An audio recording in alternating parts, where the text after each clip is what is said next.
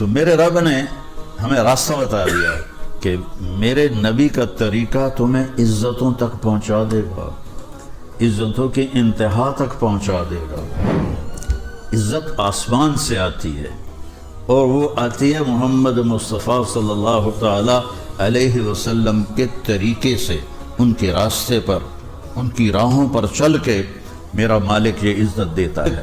میرے محبوب، مجھے آپ کے رب کی قسم، لا یؤمنون، مجھے ان کا ایمان قبول نہیں ہے، حتی یحکموک فیما شجر بینہم، جب تک آپ کے فیصلے پر یہ راضی نہیں ہوتے مجھے ان کا ایمان قبول نہیں ہے۔ کہ محمد سے وفاتوں نے تو ہم تیرے ہیں، یہ جہاں چیز ہے کہ لوح و قلم تیرے ہیں۔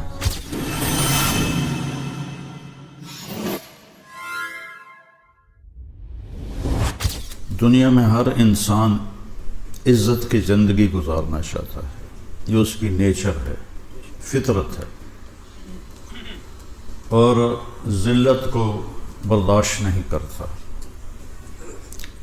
عزت اس کی ڈیمانڈ ہے، شریعت کے اندر ہو تو یہ اس کا حق ہے، شریعت سے باہر ہو جائے اور وہ تکبر چاہنے لگے، اوروں کو ذلیل کرے اپنے آپ کو بڑا بنانے کے لیے، تو یہ اس کا جرم ہے۔ تو آج کے دور میں ہمارا علم غلط ہو گیا ہے، ہم ساری عزت پیسے میں سمجھ رہے ہیں، پیسہ ہوگا تو بڑی عزت ہوگی، پیسہ نہیں ہوگا تو تمہیں کون پوچھے گا، پیسہ نہیں ہوگا تو تمہیں کوئی جوتے پہ نہیں لکھے گا، پیسہ نہیں ہوگا تو تمہارے بچوں کے رشتے نہیں ہوں گے، اچھا گھر نہیں ہوگا تو رشتے کے لیے کون آئے گا۔ یہ علم غلط ہو گیا، بالکل ٹوٹلی غلط ہو گیا۔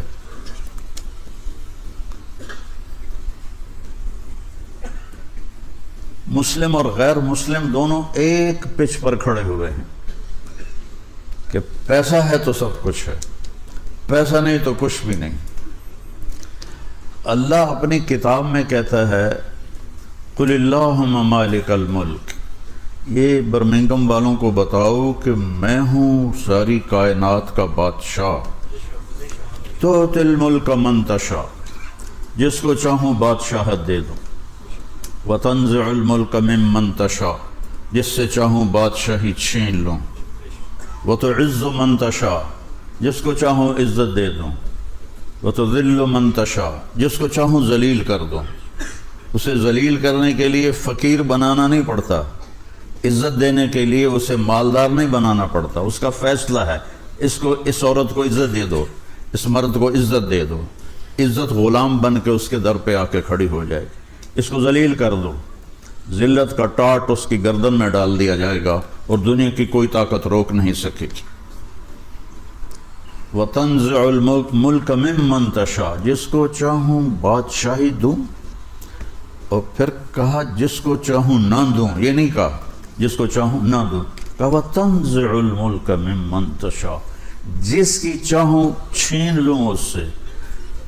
کرسی کوئی نہیں چھوڑتا، یہ مسجد کا ممبر بن جائے تو یہ ممبری نہیں چھوڑتا، تو کرسی کہیں چھڑنی؟ تو کرسی کوئی نہیں چھوڑتا، تو اللہ فرماتے ہیں تنزع الملک ممن تشاء، پھر میں جس سے چاہتا ہوں اس کے نیچے سے کرسی نکال لیتا ہوں، کھینچ لیتا ہوں۔ تو ساری کائنات پر اللہ بادشاہ ہے، ان الحکم الا للہ، صرف اللہ کی حکومت ہے اس کائنات میں۔ کب سے ہے؟ للہ الامر من قبل ومن بعد، جب کچھ بھی نہیں تھا تو اللہ کی حکومت تھی، جب کچھ نہ رہے گا تو اللہ کی حکومت رہے گی۔ آج جتنی بھی سائنس ہے حکومت اللہ کی ہے۔ ان الحکم الا للہ، صرف اور صرف اور صرف اکیلے اللہ بادشاہ کی حکومت ہے۔ دنیا میں کوئی یہ نہیں کہہ سکتا ہم جو چاہیں کر دیں۔ پیشاب روک کے دکھا دو، جو چاہیں کر دیں، ڈاریا لگاؤ، ذرا روک کے بھی کھا دو، انشاءاللہ پتلون ساری توڑی بھر جائے گی۔ ایک اللہ ہے، یفعل اللہ ما یشاء، جو تیرا رب چاہتا ہے وہ ہوتا ہے۔ وما تشاءون الا ان یشاء اللہ رب العالمین، یہاں وہ ہوتا ہے جو تیرا اللہ چاہتا ہے۔ ان القوت للہ جمیعا، ساری طاقت اللہ کے ہاتھ میں ہے، ساری حکومت اللہ کے ہاتھ میں ہے، ساری زمینوں پر آسمانوں پر اللہ کا قبضہ ہے۔ یمسک السماوات والارض ان تزولا، زمین آسمان کو روکا ہوا ہے اللہ تعالیٰ نے، اگر اللہ تعالیٰ کی نظر ہٹ جائے تو یہ آپس میں ٹکرا کے تباہ و برباد ہو جائیں۔ الشمس تجری لمستقر لہا، سورج کو چلایا ہوا ہے، باندھا ہوا ہے اللہ تعالیٰ نے، 12 لاکھ گنا زمین سے بڑا ہے سورج، 12 لاکھ گنا بڑا ہے زمین سے سورج، اور گیسز ہیں، کوئی ٹھوس چیز نہیں، گیسز ہیں، اور 9 لاکھ کلومیٹر فی گھنٹہ اس کی رفتار ہے۔ تمہارے یہاں میل چلتے ہیں تو 6 لاکھ مائل فی گھنٹہ اس کی رفتار ہے، اور وہ گیسز ہیں۔ اور اللہ تعالیٰ فرما رہا ہے لَلشَّمْسُ يَنبَغِي لَهَا أَن تُدْرِكَ الْقَمَرَ وَلَا اللَّيْلُ سَابِقُ النَّهَارِ، سورج میں طاقت نہیں ہے کہ اپنی جگہ سے ذرا بھی ہٹ کے دکھا دے، چاند میں طاقت نہیں ہے کہ گھٹنا بڑھنا روک کے دکھا دے، ستاروں میں طاقت نہیں ہے کہ رک کے دکھا دے، ساری کائنات تو دوڑ رہی ہے، وَكُلٌّ فِي فَلَكٍ يَسْبَحُونَ، دوڑ رہے ہیں۔ وَالسَّمَاءَ بَنَيْنَاهَا بِأَيْدٍ وَإِنَّا لَمُوسِعُونَ، ہم نے آسمانوں کو کھڑا کیا اور ہم اس کو پھیلا رہے ہیں، پھیلا رہے ہیں، پھیلا رہے ہیں، یہ پھیلتی جا رہی کائنات، پھیلتی جا رہی ہے۔ تو مسلمان کا ذہن لا الہ الا اللہ ہے کہ سب کچھ میرے اللہ کا ہے، جو لا کہا وہ لا ہوا، وہ لا بھی اس میں لا ہوا، جز لا ہوا، کل لا ہوا، پھر کیا ہوا؟ اللہ ہوا۔ تو اللہ عزت دے، اللہ بادشاہی، اللہ نے بہت سو، فرعون کو حکومت دی، نمرود کو حکومت دی، حکومت تو جس کو چاہے دے دے، عزت یہاں سے آتی ہے، یہاں سے، دل سے۔ تو اللہ تعالیٰ نے اس کا ایک قانون بتایا ہے، پہلے یہ ذہن بنایا کہ یہاں سب کچھ تیرے رب کے ہاتھ میں، هو الذی سخر البحر، سمندروں کو قابو کیا ہوا ہے۔ کون ہے جو سمندر کی موجوں کو کنارے پہ آ کے روک کے دکھا دیتا ہے؟ کون ہے وہ؟ کون ہے جو پانی کو بھاپ بنا کے اٹھاتا ہے؟ اگر سمندر کا پانی کڑوا نہ ہوتا تو دنیا میں بارش نہ ہوتی، بارش نہ ہوتی۔ اگر سمندر کا پانی میٹھا ہوتا تو پوری دنیا میں اس پانی کی بدبو سے دنیا مر جاتی۔ تم تو ویسے ہی چاروں طرف سمندر میں ہو، تمہیں تو پہلے ہلے چس لے جانا ہے۔ پانی اگر میٹھا ہوتا تو اس میں گندگی پیدا ہوتی، اس میں بدبو پیدا ہوتی، وہ بدبو تباہ کر دیتی سب کو۔ اللہ نے اسے کڑوا بنا دیا، نمک ڈال دیا، اور نمک ڈالنے کا کام ہمارے ذمہ ہوتا، بھائی بیٹ نمک پاؤ سارے، انگلینڈ والے دا تو اور کام ہی کوئی نہیں رہ جاؤں، چاروں پاسے سمندر ڈو ڈو کے مر جانا ہی تساں۔ میں قربان جاؤں اس شہنشاہ پر کہ کیا اس کا نظام ہے کہ اس سمندروں میں نمک کیسے ڈالتا ہے۔ کبھی سوچا ہے کہ جتنے دریا چلتے ہیں اوپر سے نیچے کی طرف، وہ زمین کے نمک کو کھینچتے ہوئے چلتے ہیں، اور زمین میں اللہ نے نمک کی طے کی طے، قیامت تک دریا چلتے رہے، نمک ختم نہیں ہوگا۔ تو وہ زمین کے کناروں سے، زمین کے نیچے سے نمک کو کھینچتا ہے پانی دریا کا، اور ٹرکوں کے ٹرک، ٹنوں کے ٹن لے جا کر سمندر میں ڈال دیتا ہے، اور چاروں طرف سے دریا وہ نمک لے کر سمندر میں ڈالتے ہیں، جس کی وجہ سے اس کا پانی کڑوا ہوتا ہے، اور اس کی وجہ سے ہم محفوظ ہیں اور بارش ہوتی ہے۔ تو اللہ نے پہلے یہ ذہن بنایا کہ یہاں سب کچھ اللہ کے ہاتھ میں ہے۔ تو عزت کیسے ملے گی؟ ایک بڑی خوبصورت آیت ہے، ھذا صراط علی مستقیم، یہ راستہ ہے سیدھا میری طرف آتا۔ عربی قاعدے کے لحاظ سے ہونا چاہیے ھذا صراط الی مستقیم، الا کہتے ہیں طرف کو، اور اعلیٰ کہتے ہیں اوپر کو۔ ھذا صراط علی مستقیم، یہ راستہ ہے میرے اوپر سیدھا۔ یہ گجراتیوں کا ہے وہ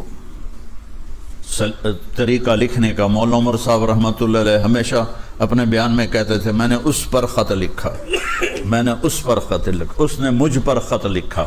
وہ گجراتی میں ایسے ہی ہوگا تو اس کو اردو میں ویسے ہی ڈھال دیتے تھے، میں نے اس پر خط لکھا۔ ہمارے لیے تو عجیب سا لگتا ہے نا بھائی، وہ دوتے کی پائی ہو۔ یہاں ھذا صراط الی مستقیم، یہ راستہ ہے میری طرف سیدھا، لیکن اللہ لائے ہیں علی مستقیم۔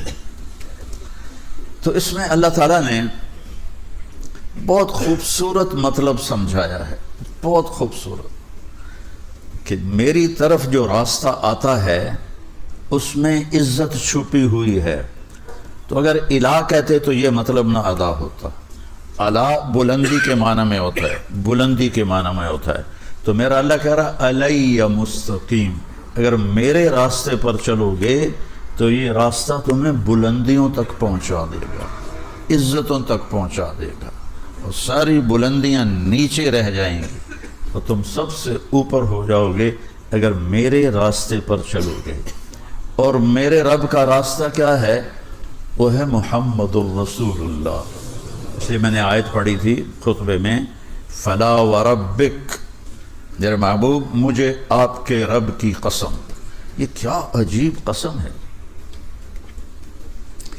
مجھے آپ کے رب کی قسم۔ ایسے لگتا ہے جیسے قسم اٹھانے والا رب کوئی اور ہے اور جس کی قسم اٹھا رہا ہے وہ رب کوئی اور ہے۔ مجھے آپ کے رب کی قسم ہے تو خود، لیکن انداز کیسا ہے؟ فلا وربک، مجھے آپ کے رب کی قسم۔ یہ عربی زبان میں یہ انداز وہاں اختیار کیا جاتا ہے جہاں بہت زیادہ محبت بتانی ہو، تو وہاں یہ طریقہ ہے۔ ہماری اردو میں اس یہ محاورہ نہیں ہے، اور فارسی میں بھی نہیں ہے، انگلش میں بھی نہیں ہے، کسی زبان میں نہیں ہے سوائے عربی کے۔ تو میرا رب کہہ رہا ہے فلا وربک، مجھے آپ کے رب کی قسم، کہ قسم اٹھانے والا خود ہو اور اس سے کہہ رہا ہو گل محمد مجھے آپ کے رب کی قسم۔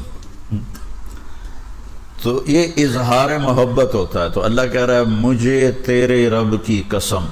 تو اللہ کے سوا کوئی اور رب ہے ہمارے نبی کا؟ میری بات سمجھ رہے ہو؟ وہ کچھ سرتا ہلا ہو، میری بات سمجھ رہے ہو نا؟ کہ کہنے والا کیا کہہ رہا ہے؟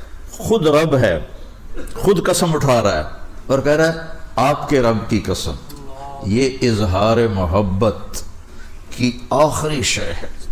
میرے محبوب مجھے آپ کے رب کی قسم، یہ برمنگم والوں کو بتا دو جب تک آپ کی غلامی میں نہیں آئیں گے میں ان کا کوئی چیز ان کی قبول نہیں کروں گا۔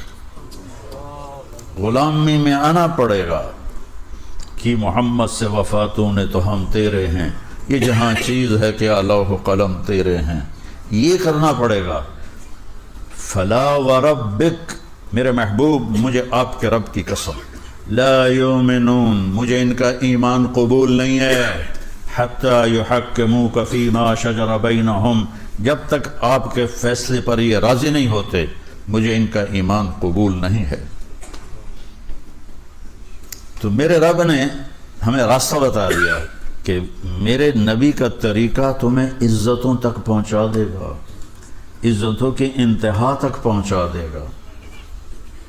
حضرت سفینہ رضی اللہ تعالیٰ عنہ ایک صحابی ہیں، جنگ میں قید ہو گئے روم کی، تو ایک رات موقع پا کے نکلے اور بھاگے، آگے دریا تھا، دریا پار کیا، اب آگے پتہ نہیں جانا کدھر ہے۔ سامنے شیر آ گیا، شیر نے تھوڑی اپنی آواز نکالی، دھاڑا، تو وہ کہتے ہیں ایھا الاسد، اب تو ہو گیا کہ مولوی صاحب پتہ نہیں کی گلاں کیتے جاندے، یہ ہوا ہے، اے موبائل نہیں تھوڑا گلاں کردا، کبھی کسی نے سوچا تھا 30 سال پہلے؟ تو وہ تار جڑا ہوا تھا اللہ سے، ایھا الاسد انا مولا رسول اللہ صلی اللہ علیہ وسلم، اے شیر میں اللہ کے نبی کا غلام ہوں، مجھے راستہ دکھا۔ تو شیر جعل یبسبس، کہ بس میں ہوتا ہے کہ ایسے اپنی دم ہلانا ہوں کرنا، جیسے گھر میں پالتو کتے اور ایسے اپنی دم ہلاتے ہیں، تو شیر ان کو آ کے ایسے اس نے دھکا دیا اور اپنی دم ہلانے لگا اور آگے چل پڑا۔ چلتے چلتے چلتے چلتے جہاں صحابہ کا لشکر موجود تھا وہاں جا کے پہنچا کے پھر کھڑا ہو کے ایسے دیکھنے لگا، جی ہن چھٹی ہے، چلا جاؤں۔ انہوں نے فرمایا اذهب جا، وہ واپس چلا گیا۔ یہ عزت ملی ہے در مصطفیٰ سے۔ سمندر کے کنارے پہنچے، آگے دشمن ہے جزیرے میں، دارین ایک جزیرہ ہے، کشتیاں کوئی نہیں، اور کشتیاں بنائیں تو اتنے میں دشمن تیار ہو جائے گا جنگ کے لیے، تو کیا کیا جائے؟ علا بن حضرمی رضی اللہ تعالیٰ عنہ گھوڑے سے اترے، 2 نفل پڑھے، اور ہماری طرح نہیں کوئی لمبی دعا مانگی، 2 نفل پڑھے، یا علیم یا حلیم یا علی یا عظیم، 4 ناموں سے اللہ کو پکارا۔ اجزنا، ہمیں راستہ دے، ہم نے دشمن تک جانا ہے، تیرے لیے جا رہے ہیں۔